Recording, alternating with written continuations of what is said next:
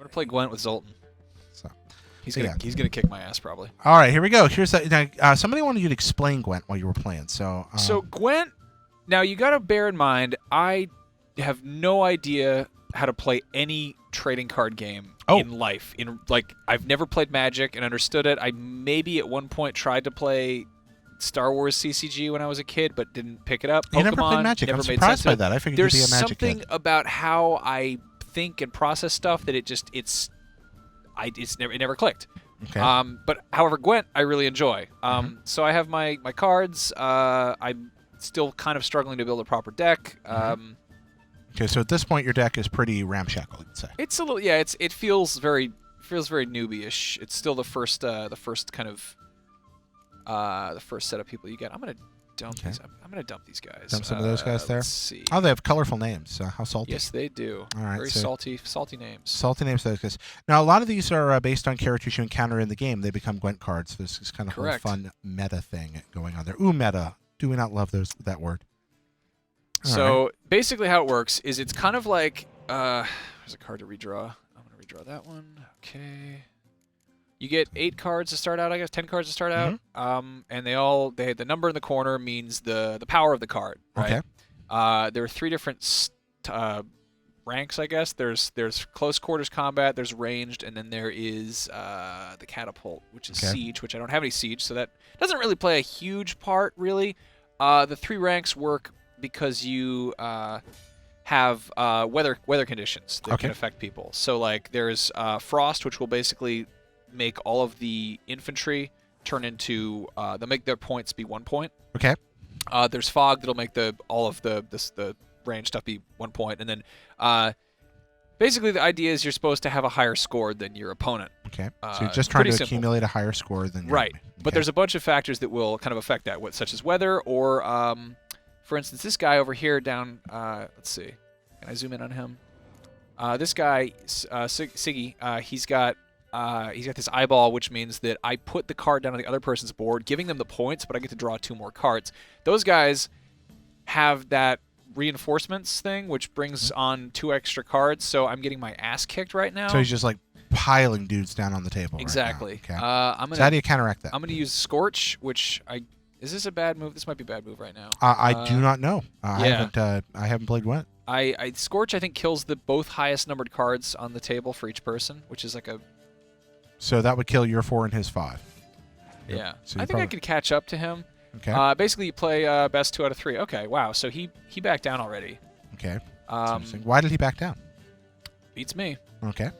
So right now, you're looking at your sum. He's at a 14, you're at a 9, so he won a round? Is that what happened? He won a round. And where's that indicated? He passed, and each person, once they pass, then the round's over. Okay. So I'm beating him. Okay. I won the round. Okay, you won a round. Okay. There's probably something I'm doing horribly wrong, and somebody who's better at this is going to tell me about it. I have a Northern Realms faction trigger, which is an extra card when I start my turn. He's probably going to pull some mysterious trump card out. We both got 8 cards, which is good. Okay. I'm going to throw this guy down and get 2 more cards. Okay, so you're giving him a 4, but you're going to get to... Yes, I got an 8 and a 5 out of it. So you got this huge variety in your hand. So now he's basically frozen off my my siege stuff. So if I put down a card there, even if it's a 6, it's going to turn into a 1. So all your really awesome stuff you just drew, you're not actually going to get to use because of the stupid range. No, I can use anything. I can use the sword or I can use the bow and arrow. But you can't use the catapult guys. They're on the Exactly. end. Okay, so... all right. All right, so why did you choose him? I don't know. Oh, okay. So that guy's got a little handshake thing, which means if I had a duplicate of him, it would double both of their score. Okay, what's happening with the Dragaskella dragon? The Dragaskella, that's a dragon that you fight. That's the first dragon you fight at the beginning of... I forget what that means. I should know that. Okay. Wait, show me. Show me. Show me. What does he do? So it's a hero card. It destroys your enemy's strongest close combat card if the combined strengths... Oh, if it's... Yeah. Okay, so if I was winning there, it kills something, whatever. Oh, right. Cool. These guys are good news. I've got doubles of these guys. So I'm gonna mix it up a bit here. So oh god, he's got this stupid reinforcement thing. Okay. See, look at this. Oh, so he gets his buddy. All right. I want to swear a lot right now. Okay, but you can't because the internet. Yep. But now I'm caught up. I'm caught up. I'm good. No one ever swears on the internet. No swearing. Yeah, there's especially not in a game like no The profanity Witcher. on the internet. Exactly. Absolutely. Let's see. I use my low card in the first round just so the opponent can burn most of their good cards in the beginning, says Deadly Ones. Seems smart. I'm going to use... do I want to use Scorch? Scorch is... It kills the strongest cards on the battlefield. I don't really want to do that. Let's see.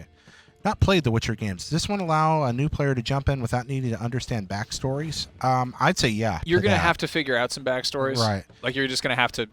Like, you can get into it. It's a fun game. It's a really, really good game, but you're going to have to kind of...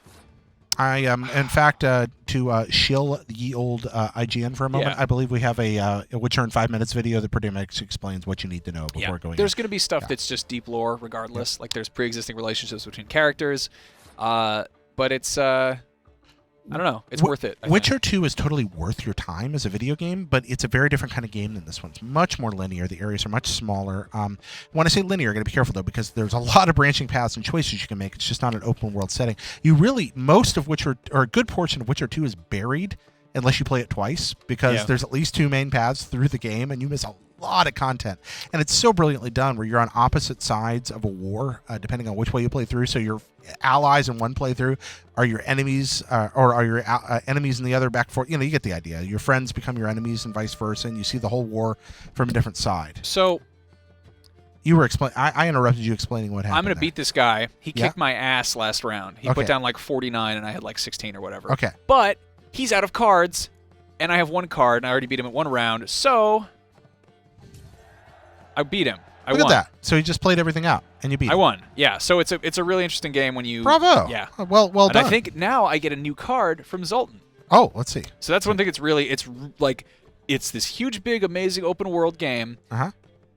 But there's Pokemon cards in it. So you're like, I could go and have sex with ladies and fight a dragon, but I want to play Magic the Gathering. Yeah, which is kind of how I live my real life.